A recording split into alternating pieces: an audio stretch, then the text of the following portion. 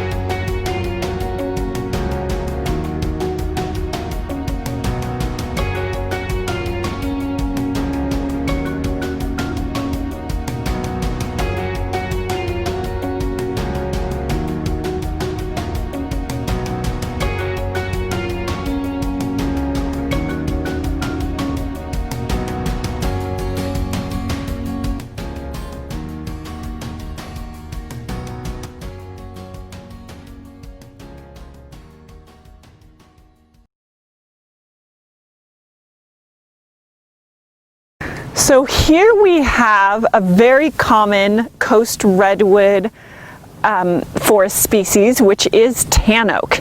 And it is actually not a true oak, although it has the word oak in the name. And it was used by Native Americans. It does produce acorns. And so they used it as food, they used it medicinally as well, parts of it.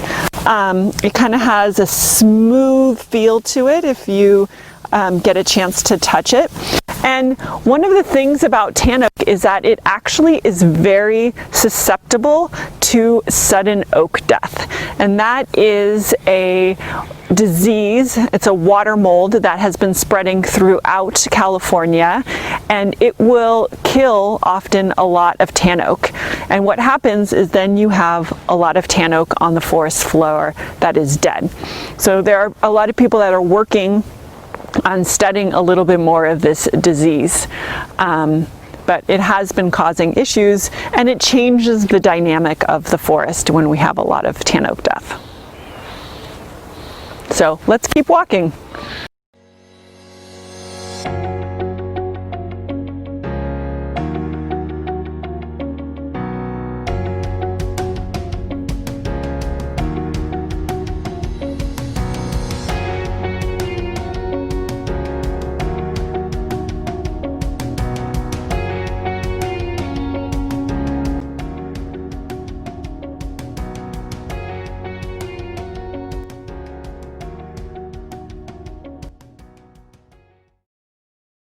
So this preserve was logged starting in the 1860s, all the way up until when it became a preserve in the 1980s. And we see evidence of logging just like over here, where we have some different stumps that show that there was logging that happened in this area.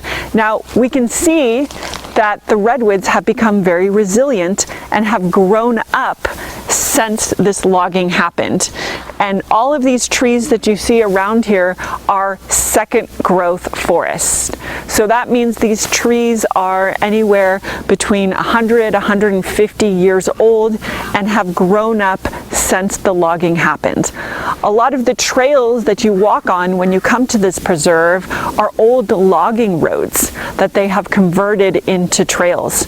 So even though this forest was once cut and heavily impacted, it has grown back and become this amazing second growth redwood forest that we can enjoy today.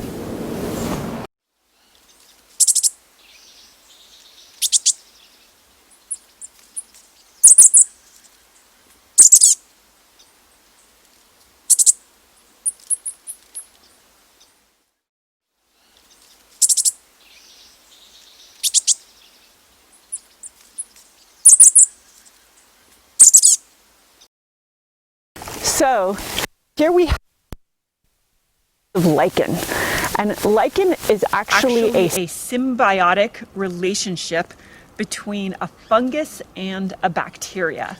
So the part that you see is the fungus, and the bacteria are kind of inside, and they help each other out to be able to produce food and to grow. And lichen are very common in forests and grow on almost any type of substrate. So whether it be branches or cement or rocks, they grow on just about everything. But they often need a very stable substrate to grow on. So redwood trees, the trunk of redwood trees, you actually only see two types of lichen that grow on the trunk. One is this greenish lichen called dust lichen, and it's because the trunks of redwood trees flake off a lot. So they're not a very sturdy substrate for lichen to grow up. You will find a lot of lichen up in the canopy and on the upper branches, which is more stable, but down on the trunk you only see a few different types. So next time you're hiking through the forest and you see some lichen on a redwood tree, you should investigate it and see what you can find.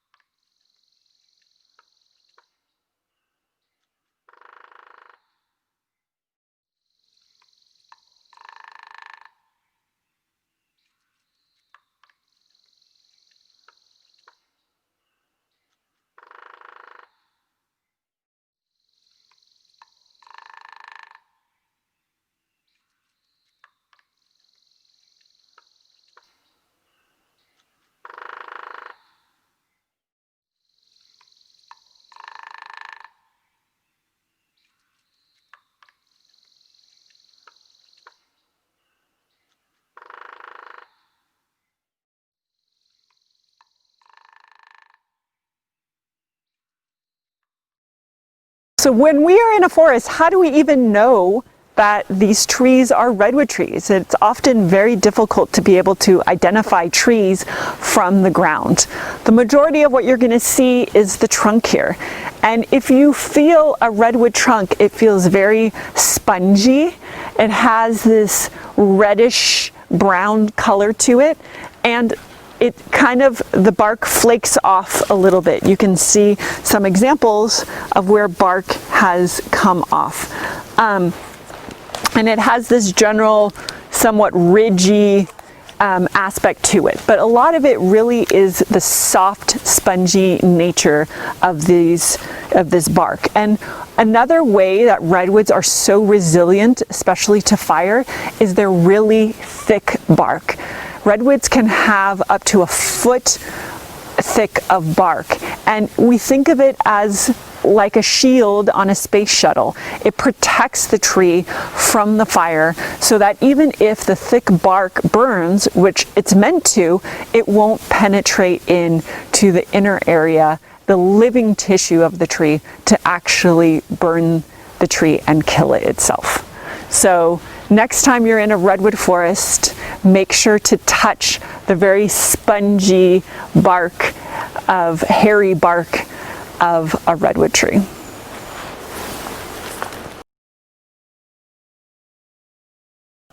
Another way to be able to identify redwood trees is from the very smooth and flat green redwood needles that you see.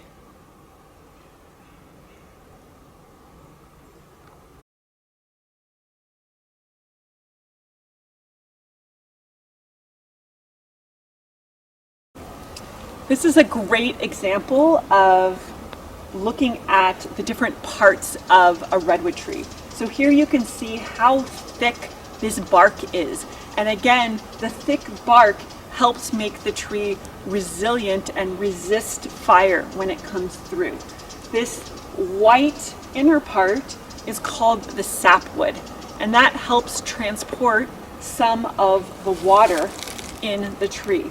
And then this inner red part is called the heartwood, and that is dead plant material, and it's really the structure and the heart of the redwood.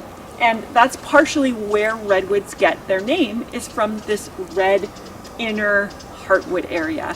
And this heartwood is the area that stores the carbon. So redwoods are known to store more carbon than any other forest in the planet.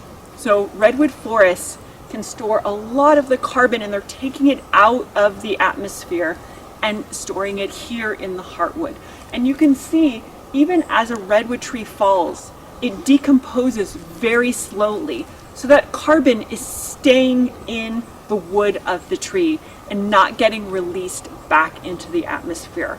So we like to think of our really big old growth redwoods, but even these second growth redwoods, as part of the climate change solution. They are taking that carbon, storing it in their wood, and helping to keep it out of our atmosphere.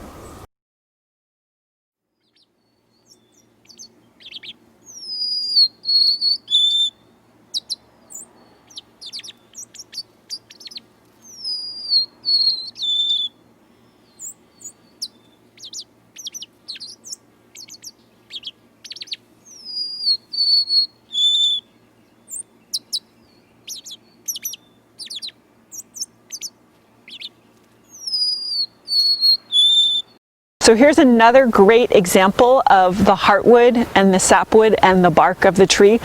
And this heartwood is what makes redwood trees so valuable for timber. Is you can see how much of the tree is heartwood, and this is the part that the logging companies want and that they use for timber and for decking and houses. Now, if you look really closely, you can see some of the tree rings. And a redwood tree, and all trees actually here in Northern California, will put on one ring of growth every single year. And so you can see a darker ring and a lighter ring, and that is for the different growing seasons. The lighter ring is for the wet season when it grows a lot, and the darker ring is during the drier season when it grows a little bit.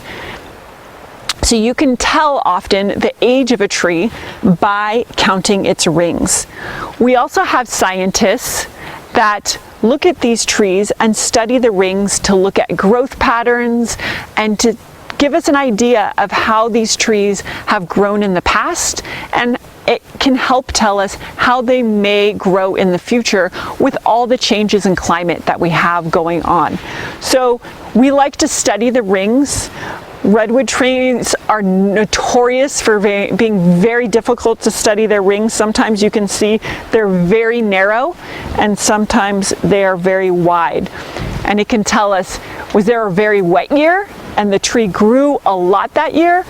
Or is it a very narrow tree ring, and maybe that indicates a drought? So just by looking at the rings, you can tell a lot about a tree's life and the life of the forest.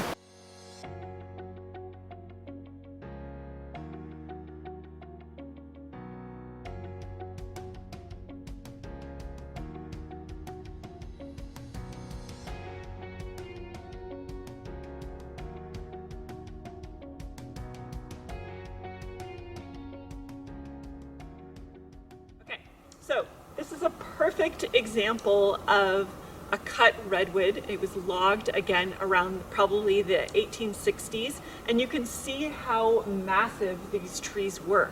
But surrounding this log tree, you can see the resilience of these redwood forests. And one of the ways that make redwoods so resilient is the way that they reproduce. and they reproduce from sprouts. One way is that they reproduce from these sprouts that come up from the base of the tree. So if a tree is cut down or is injured in some way, the tree will then send out baby sprouts from its base that will eventually grow up to be the tall redwoods that we see today.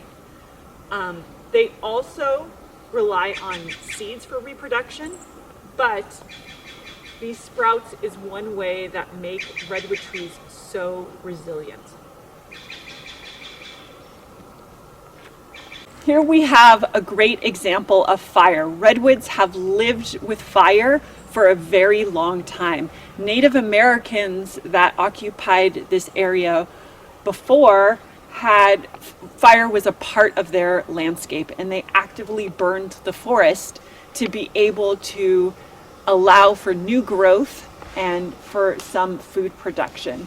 And so again, these redwoods are adapted to be with fire, and when we have remains of trunks of fire like this, this can often be really good habitat for a lot of different animals and is considered still part of the important landscape of this area. So one of the ways that fire is very beneficial to a forest is you can see all of these dead lower branches. And when a low intensity fire sweeps through, it will burn a lot of these lower branches to the ground. And it just helps then the tree have energy to produce and put energy into producing branches and leaves higher up. Again, down here on the ground, you can see there's been a huge buildup of dead plant material, branches and trees that have fallen down. And again, when a fire sweeps through here, a low intensity fire will burn all of this and recycle the nutrients back into the ground and provide that nutrients to the trees and any new plants. So fire is very important to the landscape.